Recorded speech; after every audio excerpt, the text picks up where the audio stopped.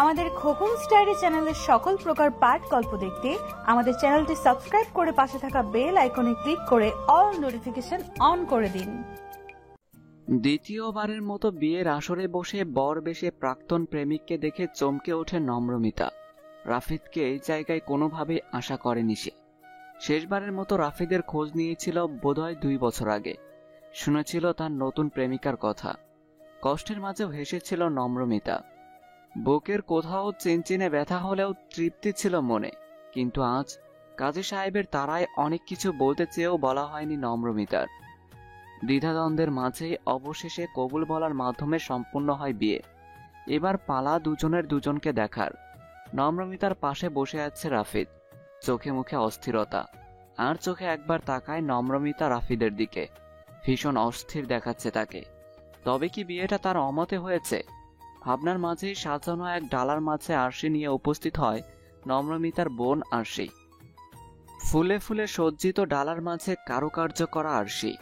আরশিতে চোখ রাখে নম্রমিতা। অপলকভাবে তাকিয়ে থাকে রাফিদের দিকে, অথচ রাফিদের দৃষ্টি ভিন্ন। লোক সম্মুখে থাকায় সেও এক পলক তাকায় আরশিতে, অথচ তাকায় না নম্রমিতার দিকে। চোখ রাখে না সে চোখে, আকর্ষণ করে না দৃষ্টির মোহে। টুপ করে এক ফোঁটা জল গড়িয়ে পড়ে অজান্তেই নম্রমিতার চোখ থেকে। বাসর ঘরে ফুল সজ্জিত খাটের মাঝে ঘোমটা দিয়ে বসে আছে নম্রমিতা। ভাবনায় রয়েছে অতীত বর্তমানের সবটুকুই। রাফিদকে বিয়ে করে সে ঠিক করেছে কিনা জানে না, তবে মনের মাঝে একরকম ভালো লাগা কাজ করছে। হারিয়ে ফেলা ভালোবাসাকে ফিরে পাওয়ার প্রশান্তিতে ছেয়ে যাচ্ছে দেহ মন। কিন্তু রাফিদ, সে কি আদেও খুশি এই বিয়েতে? কই, আগের মতো প্রাণোচ্ছল দেখালো না তো আজ তাকে। যাকে ঘিরে ছিল তার অজস্র পাগলামি, সে আজ তার বিয়ে করা বউ। ভালোবাসাময় এক দৃষ্টিও কি তার প্রাপ্য ছিল না? ঘড়ির কাঁটা 12টা পেরিয়েছে, অথচ রাশিদ আসেনি এখনো। ফুলে ফুলে সজ্জিত রুমটাতে একাই বসে আছে নম্রমিতা। বসে থাকতে থাকতে পিঠ তার ধরে গেছে, তবুও বসে আছে নম্রমিতা রাফিদের জন্য। অনেক কথা আছে আজ রাফিদের সাথে। প্রকাশ করার আছে না বলতে পারা এক উচ্ছ্বাস, বলার আছে সবটুকু সত্যি। রাফিদ নিশ্চয়ই চমকাবে, আনন্দে আত্মহারা হয়ে বুকে টেনে নিবে। ভাবনার বুধ নম্রমিতার ধ্যান ভাঙে দরজার শব্দে। রাফিদ এসেছে। আর চোখে ঘড়ির দিকে তাকাতেই খেয়াল করলো 12টা বেজে 30 মিনিট হয়েছে। রুমের দরজা লাগিয়ে হাতের ঘড়ি আর ওয়ালেট ড্রেসিং টেবিলের উপর রাখলো রাফিদ। চকচক করা আয়নায় একবার নিজের প্রতিবিম্ব দেখে আর চোখে তাকালো বিছানার দিকে। লাল টুকটুকে বধূ বেশে বসে আছে কেউ। মনে মনে হাসলো রাফিদ। অতঃপর আলমারি থেকে কাপড় নিয়ে চলে যায় ওয়াশরুমে। ওয়াশরুমের দরজার আওয়াজ পেয়ে ঘাড় ঘুরিয়ে তাকায় নম্রমিতা। আশাহত হয়ে বেলুনের মতো চুপসে যায় সে। বিয়ের পর থেকে একটা কথাও বলেনি রাফিদ। এমনকি এক গাড়িতে পাশাপাশি এলেও সে ব্যস্ত ছিল নিজের মতো। নম্রমিতা কয়েকবার চেষ্টা করেও ব্যর্থ হয়েছে কিছু বলতে। বুক ভেঙে কান্না আসে নম্রমিতার। রাফিদের কি একবারও উচিত ছিল না তার দিকে তাকানোর? রাগ হয় নম্রমিতার, অভিমানে পিষ্ট হয় কোমল হৃদয়। রাগ অভিমানের কাছে বশতা স্বীকার করে গা ভর্তি গহনা আর বিয়ের সাজেই বেডের একপাশে শুয়ে পড়ে নম্রমিতা। ক্লান্তির চোটে বেশ কিছুক্ষণের মাঝে ঘুম ধরা দেয় চোখে। অতঃপর শোনা যায় নম্রমিতার ভারী নিঃশ্বাস। খুব ভোরে ওঠার অভ্যাস নম্রমিতার আছে, তাই ফজরের আজানের আগেই ঘুম ভেঙে যায় নম্রমিতার। ঘুম ঘুম চোখে রুমের চারপাশে তাকিয়ে রাফিদকে দেখতে না পেয়ে বেশ অবাক হয় নম্রমিতা। এত সকালে তো ওঠার কথা নয় রাফিদের। বিছানার অপর পাশটাও বেশ গোছানো, তার মানে সারা রাত এই রুমে ছিল না রাফিদ। চিন্তা হয় নম্রমিতার। সাজগোজ আর গহনার কারণে শরীর কিটকিট করছে। আপাতত রাফিদের চিন্তা মাথা থেকে ছেড়ে ফ্রেশ হওয়া জরুরি। ফজরের নামাজ পড়ে বেশ অনেকক্ষণ হয়ে গেল নম্রমিতা রুমের মাঝে পায়চারি করছে। মূলত সে অপেক্ষা করছে রাফিদের। নতুন বউ এইভাবে কেউ না ডাকা অবধি বাইরে যাওয়া উচিত নয়, তাই রুমের মাঝে অপেক্ষা করছে সে। দরজার দিকে উকিঝুঁকি দিয়ে আবারও অস্থিরভাবে পায়চারি করতে থাকে নম্রমিতা। আচমকা কিছু একটার সাথে ধাক্কা খেয়ে পড়ে যেতে নিলে কোমর আঁকড়ে ধরে একজোড়া হাত। ঘটনার আকস্মিকতায় ভয় পেয়ে যায় নম্রমিতা। নিজেকে সামলাতে এক হাতে আঁকড়ে ধরে রাফিদের শার্টের কলার। রাফিদ খানিকক্ষণ পলকহীনভাবে তাকিয়ে থাকে নম্রমিতার দিকে। গোলাপি শাড়িতে কি অপূর্ব লাগছে তাকে। বিয়ে হলে রূপ কি আরো খানিকটা বেড়ে যায় নাকি মেয়েদের? রাফিদের তো তাই মনে হচ্ছে। দৃষ্টি সংবরণ করে নিজেকে ধাতস্থ করে রাফিদ। অতঃপর নম্রমিতাকে সোজা করে দাঁড় করিয়ে অন্যদিকে তাকিয়ে বলে ওঠে, আম্মা ডাকছে নিচে নাস্তার জন্য। এটুকু বলেই চলে যেতে নেয় রাফিদ। নম্রমিতা রাফিদের হাত ধরে আটকায়। এরপর আহত কণ্ঠে বলে ওঠে, রাফিদ, বলো, শুনছি। কেমন লাগছে আমাকে? হয়তো ভালোই। দেখবে না? না, এত অভিমান? অভিমান তো কাছের মানুষদের উপরে হয়, ছলনাময়ীদের উপর শুধু করুণা করা যায়। আশ্চর্যান্বিত দৃষ্টিতে তাকায় নম্রমিতা। জলে টইটুম্বর চোখ, পলক ফেললেই গড়িয়ে পড়বে চিবুক বেয়ে।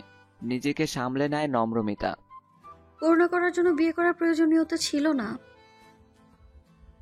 এইভাবেই করুণা করা যায়। হাসে নম্রমিতা, চোখে চোখ রেখে তাকায় রাফিদের দিকে। পরিমাপ করে রাফিদের দৃষ্টির গভীরতা। এরপর গাঢ় কণ্ঠে বলে ওঠে, বিধবা হলেও এত বেশি বয়স নয় আমার যে কেউ বিয়ে করতো না। হয়তো বয়স্ক কিংবা ডিভোর্সি কারোর সাথে বিয়ে হতো আমার, তবুও তা এর চেয়ে সম্মানের।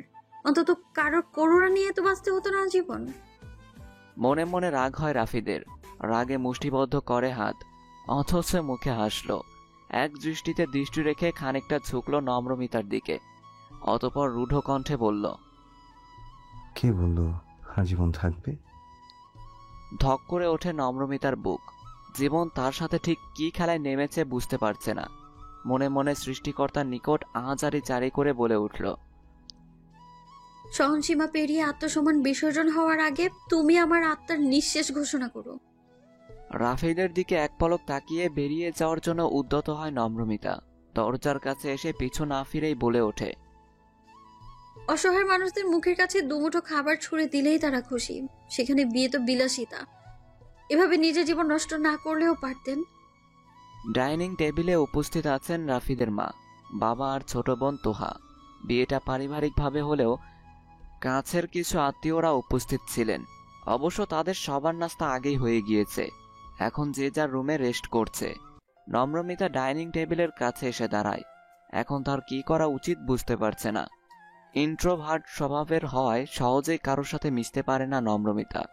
আমতা আমতা করে তোহার পাশে চেয়ার টেনে বসে। কিছুক্ষণের মাঝেই সেখানে উপস্থিত হয় রাফিদ। নম্রমিতার পাশে চেয়ার টেনে বসে নিজের মতো খাওয়া শুরু করে। এদিকে নম্রমিতা পড়েছে বিপাকে। সকালে এক কাপ না হলে তার চলে না। প্লেটের পরোটা টুকরো টুকরো করে যাচ্ছে সে, অথচ মুখে নিচ্ছে না একটুও। আরে ভাবি, তুমি খাচ্ছ না কেন? কিছু লাগবে? তোহার কথায় না সূচক মাথা নাড়ায় নম্রমিতা, কিন্তু সে নাছোড়বান্দা। এটা ওটা তুলে দিচ্ছে নম্রমিতার প্লেটে।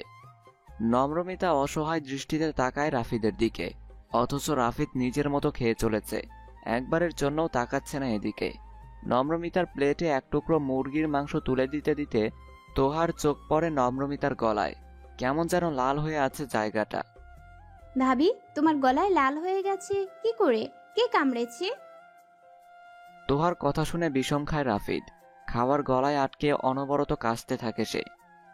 নম্রমিতা অস্থির হয়ে এক হাতে পিঠে হাত বুলিয়ে পানি এগিয়ে দেয় রাফিদের দিকে। রাফিদ রাগী দৃষ্টিতে তাকায় নম্রমিতার দিকে। চোখ নামিয়ে নেয় নম্রমিতা। মেয়ের এমন কথায় ভিমরি খান আরিয়ান সাহেবও। নাস্তা শেষ করে লাজুক হেসে উঠে যান তিনি। আনোয়ারা খাতুন মেয়ের দিকে চোখ রাঙিয়ে নিজেও চলে যান রান্নাঘরে। তোহা অসহায় দৃষ্টিতে তাকিয়ে দেখে সবার কাণ্ড। আসলে হলোটা কি? সবাই এভাবে পালালো কেন তার মাথায় ঢুকছে না। অসহায় মুখে অবশেষে তোহা তাকায় নম্রমিতার দিকে। কি হলো বলো তো ভাবি সবার? আমি তো শুধু জিজ্ঞাসা করলাম, কি কামড়েছে তোমার গলায়? রুমের মধ্যে অস্থিরতায় পায়চারি করছে রাফিদ। ক্ষণে ক্ষণে রাগ মাথাচাড়া দিয়ে উঠছে তার। নম্রমিতার বেখেয়ালির জন্য ডাইনিংয়ে আজ সবার সামনে কি পরিমাণ লজ্জায় পড়তে হয়েছে তাকে ভাবলেই রাগ লাগছে। ইস, বাবা মা কি ভাবছেন তার ব্যাপারে। পরক্ষণে নিজের ভাবনায় নিজেকেই গালি দিতে ইচ্ছে করছে রাফিদের। একটা স্বাভাবিক বিষয় নিয়ে সে একটু বেশিই ভাবছে। বিয়ে হয়েছে তার, এমনটা হয়নি ঠিক আছে, কিন্তু হলেও তো খুব একটা ভুল হতো না। আনোয়ারা খাতুনের হাতে হাতে টেবিলের জিনিসগুলো গুছিয়ে রুমে আসে নম্রমিতা। যদিও আনোয়ারা খাতুন বারণ করেছিলেন অনেকবার, কিন্তু নম্রমিতা শোনেনি। এভাবে কাঠের পুতুলের মতো বসে থাকার তো কোনো মানে হয় না। যেহেতু বিয়েটা পারিবারিকভাবে ছোটখাটো আয়োজনে হয়েছে, সেহেতু বউ ভাতের কোনো পালা নেই, তাই টুকটাক কাজ করলে এমন কিছু ক্ষতি হবে না। আনোয়ারা খাতুন মনে মনে সন্তুষ্ট হন নম্রমিতার ব্যবহারে, তবে মুখে প্রকাশ করেন না। যদিও বিয়েটা তিনি মন থেকে মেনে নিতে পারেননি, তবুও আর 5টা শাশুড়ির মতো ব্যবহার তার দ্বারা সম্ভব নয়। ছেলে মেয়েদের সুখে সর্বাধিক প্রাধান্য দেন তিনি। বেডের উপর আছোয়া হয়ে ফোনে কিছু একটা করছে রাফিদ। নম্রমিতা এক পলক রাফিদের দিকে তাকিয়ে ড্রেসিং টেবিলের কাছে যায়। বিয়ের গহনাগুলো এক এক করে বক্সে ভরে বেশ শব্দ করেই বক্সগুলো রাখে টেবিলে। কাচের চুড়িগুলো হাতে নিয়ে বেশ কয়েকবার রিনছিনির শব্দ করে, অথচ রাফিদ একবার ভুল করে হলেও এদিকে তাকায় না, বরং ফোনের দিকে চোখ রেখেই মিটিমিটি হাসছে। ভ্রু কুঁচকায় নম্রমিতা। রাগে তার শরীর চলছে, মন চাইছে রাফিদের গলা টিপে মেরে ফেলতে। হাতের জিনিসগুলো টেবিলের উপর রেখে বেডের দিকে যাওয়ার জন্য আনচান করে নম্রমিতার মন।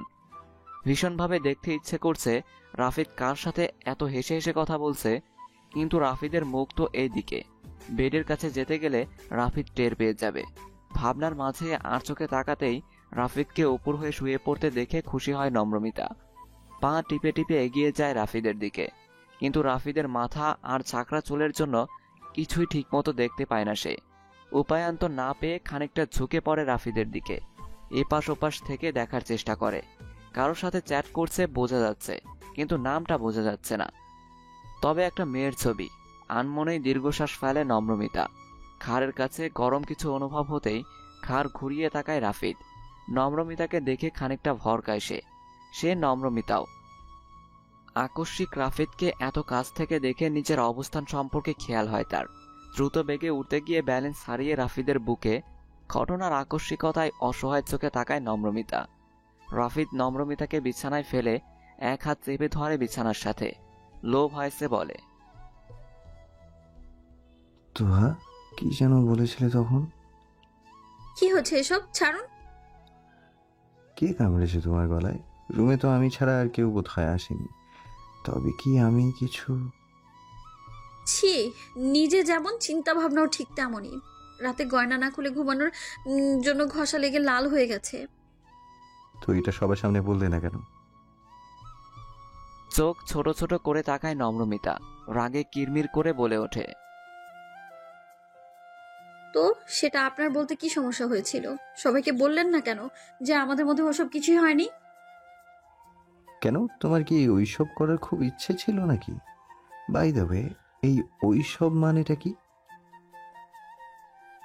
কথা বলতে বলতে আরো খানিকটা ঝুঁকে পড়ে রাফিদ নম্রমিতার দিকে। থতমত খেয়ে ছাড়া পাওয়ার জন্য জোর জবরদস্তি করে নম্রমিতা। দেখুন। ইন্টারেস্ট নেই। রাগে দুঃখে রাফিদকে ধাক্কা দিয়ে উঠে দাঁড়ায় নম্রমিতা। চলে যেতে গিয়েও পিছু ফিরে কটমট দৃষ্টিতে তাকায় রাফিদের দিকে। নম্রমিতা রাগকে তোয়াক্কা না করে হাই তোলার ভঙ্গিতে মুখের সামনে হাত নাড়ায় রাফিদ।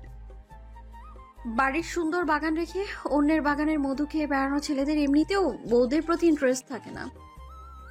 কথাটা বলে এক মুহূর্তও দাঁড়ায় না নম্রমিতা। হন হন করে বেরিয়ে যায় রুমের বাইরে। এদিকে হতবম্ব দৃষ্টিতে দরজার দিকে তাকিয়ে আছে রাফিদ, যেন কথাগুলো মাথার উপর দিয়ে গেল তার। প্রকৃতি নিজ উদ্যমে সেজে উঠেছে নতুন রূপে। বসন্তের ছোঁয়ায় রঙের বাহার চারিদিকে। গাছে গাছে থোকায় থোকায় ফুটেছে নানান ফুল। লাল টিপযুক্ত শিমুল ফুল, হামিং বার্ড, টিয়া আর ময়নার পটভূমি। কোকিলের গুঞ্জন শোনা যায় খুব ভোরে, যেন ঘন জঙ্গলের মাঝে সাহায্যের জন্য ডাকছে সে। বসন্তের রঙে রঙে মেতে উঠেছে চারিপাশ, অথচ নম্রমিতার গায়ে সাদা কাতানের শাড়ি। সোনালি রঙের পাড়ে পাতলা শাড়িতে বেশ লাগছে নম্রমিতাকে। তবুও কেন যেন রাফিদের চোখে আজ সবচেয়ে কুৎসিত রমণী সে। তাদের বিয়ের আজ 3য় দিন। নম্রমিতার উচিত লালের মাঝে ডুবে থাকা, নববধূ সে। অথচ সব রঙকে তুচ্ছ করে সাদাকে বেছে নিতে দেখে রাগ হয় রাফিদের। অফিস থেকে মাত্রই বাড়ি ফিরেছে রাফিদ। রুমে ঢুকতেই নম্রমিতার এহেন সাজ দেখে রাগ তরতর করে বেড়ে যায় তার। কাঁধের ব্যাগটা শব্দ করে সোফায় রেখে রাগে চোখে তাকায় নম্রমিতার দিকে। মনে মনে ভয় পেলেও নিজেকে স্বাভাবিক রাখার চেষ্টা করে সে। নম্রমিতাকে কিছু না বলেই রাফিদ ঢুকে পড়ে ওয়াশরুমে। গাঢ় নিঃশ্বাস ফেলে নম্রমিতা পা বাড়ায় কিচেনের দিকে। 1 গ্লাস লেবু শরবত এনে টেবিলে রেখে নম্রমিতা অপেক্ষা করে রাফিদের বের হওয়ার। অন্যান্য দিনের চেয়ে আজকে একটু বেশি সময় নিচ্ছে রাফিদ। বেডে বসে পা দোলাতে দোলাতে নম্রমিতা মনে মনে ভাবতে থাকে রাফিদকে কিভাবে বলবে কথাগুলো। তার যে পরার মতো আর বেশি শাড়ি নেই, কিছু প্রয়োজনীয় জিনিসপত্রও লাগবে। ভাবনার মাঝে মনে মনে হাসে নম্রমিতা। ভাবে জীবনের অদ্ভুত লীলা খেলার কথা। একটা সময় যার কাছে সবকিছু নির্দ্বিধায় বলে দেয়া যেত, আজকে তাকে সামান্য কিছু বলার জন্য ভাবতে হচ্ছে। যে মানুষটাকে পুরোটা দিনের বর্ণনা না শোনানো পর্যন্ত ঘুম আসতো না নম্রমিতার, আজ তার বউ হয়ে দুজনের মাঝে কতখানি দূরত্ব। এক ছাদ, এক খাটে তাদের বসবাস, অথচ মাঝে কি বিশাল এক অদৃশ্য দেয়াল। আদৌ কি কখনো এ দেয়াল ভাঙবে? আগের মতো কাছাকাছি আসতে পারবে তারা? যদি এমনটাই নাই বা হয়, তবে কেন হারিয়ে গিয়েও মিলল তারা? কেন আবারও দ্বিতীয় বিয়ের পিঁড়িতে বসতে হলো তাকে, তাও সেই মানুষটার জন্য যাকে এক বুক দুঃখ দিয়ে ছেড়ে গিয়েছিল।